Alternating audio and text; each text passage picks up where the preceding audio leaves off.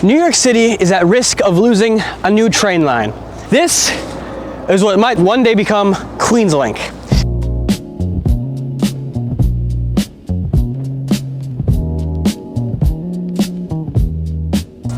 Queenslink is a proposal to turn this 3.5 miles of abandoned railway back into regular scheduled subway service. The area would connect northern Queens from the Queens Boulevard line all the way down to the Rockaways currently served by the A train. The route would remove a notoriously bad transit desert in Queens, serving 900,000 daily riders.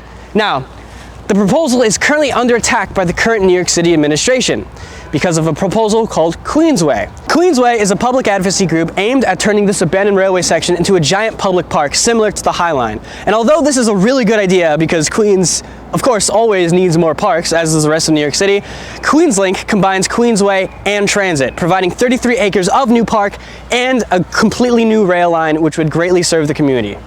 Current New York City Mayor Zohran Mamdani, who I'm kinda tight with, unfortunately allocated $43 million in city spending to Queensway, following in the footsteps of former Mayor Eric Adams.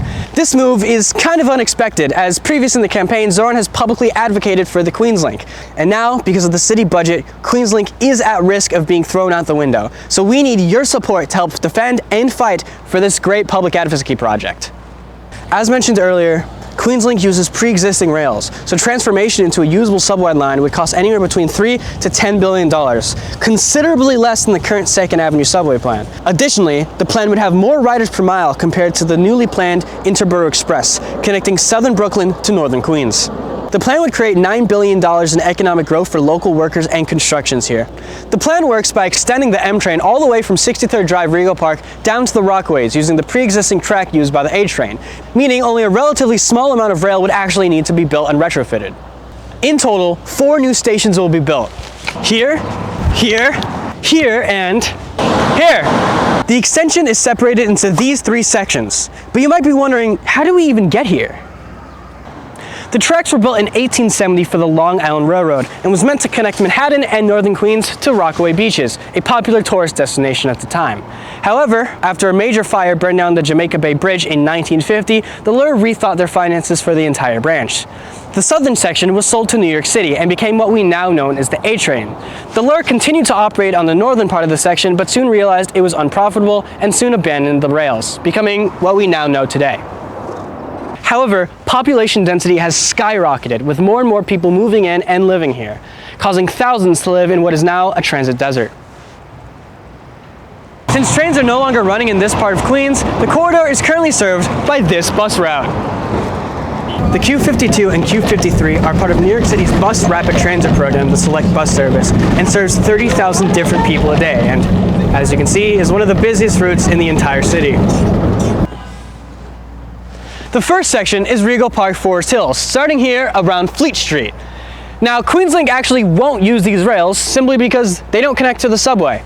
Instead, they propose on using a tunnel that connects 63rd Drive Regal Park all the way down to Metro. Now, the city actually already has a tunnel that Queenslink could use. However, because of the construction and revitalization process, properties like these, like the Little League Stadium in Forest Hills, would be destroyed. So that's a non-starter. To remedy this, Queenslink proposes their own new tunnel along 67th Street. Because Queenslink will be using a tunnel for this section of the extension, all this land, no matter if you support Queenslink or Queensway, will be turned into public space, parkland, and more bike lanes. This will be the site of the new Metropolitan Avenue Parkside Station. As you can see, this is a very busy area, with many different food courts and malls over here, and different housing, schools, and shops over here.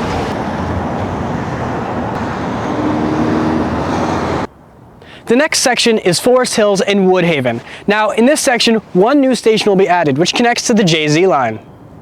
After Metropolitan Avenue Parkside Station, all the Queenslink is above ground and serves Woodhaven Boulevard and Forest Park, which is the 3rd largest park in Queens and has so much public space, bike lanes, and bike paths. The next stop on the line would be Jamaica Avenue, 104th Street. And as you can see, transfers will be easily available to the J and Z train, which is right here, and the Queenslink, which is right over there.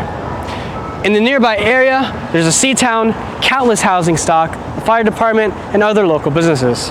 It's important to note that at this point, Queenslink will be split between rail and public park, known by these diagrams here. A considerable part of Queenslink will of course be dedicated to the actual rail, but over 33 acres of public park space will be created not only for public places, but also for bike lanes, picnics, and other such barbecue spots. The third stop on Queenslink would be right here, Atlantic Avenue Station, with connections to the Long Island Railroad, which is right underneath us. This branch of the Long Island Railroad is the city shuttle, connecting Jamaica Center all the way to Atlantic Avenue Barclay Center. The local area includes a strip mall over here, housing stock, and some local churches.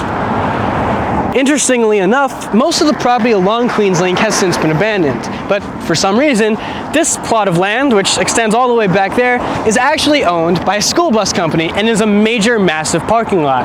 If Queenslink were to be built, they'd look into removing this school bus parking lot and turning it into public space if the corporation allows it.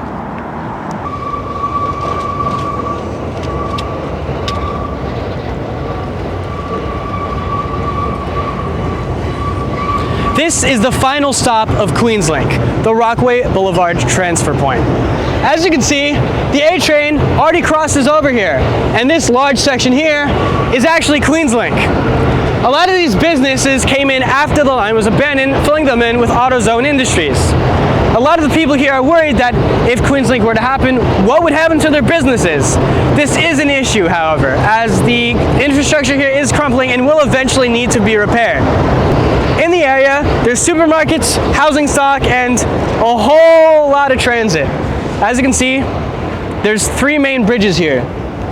The one down there goes all the way to the Rockaways, this goes to Ozone Park, and the one back there goes back to Manhattan. Some are worried that proposals such as Queenslink could encroach on their private property, which makes sense considering they live right next to the abandoned property. However, Queenslink has made it very clear that if it were ever to be built, they would replace these decrepit metal fences with reinforced concrete walls, in addition to nature walls, tree walls, and noise reduction walls. Elevated rail has come a long way since the J, Z, and 7 trains were built 100 years ago. These new technologies would not amplify the sound like those trains. Instead, it would reduce the sound and make it pleasant to hear in such a park. Lastly, some people are worried, what if this brings unwanted attention and more people into my neighborhood?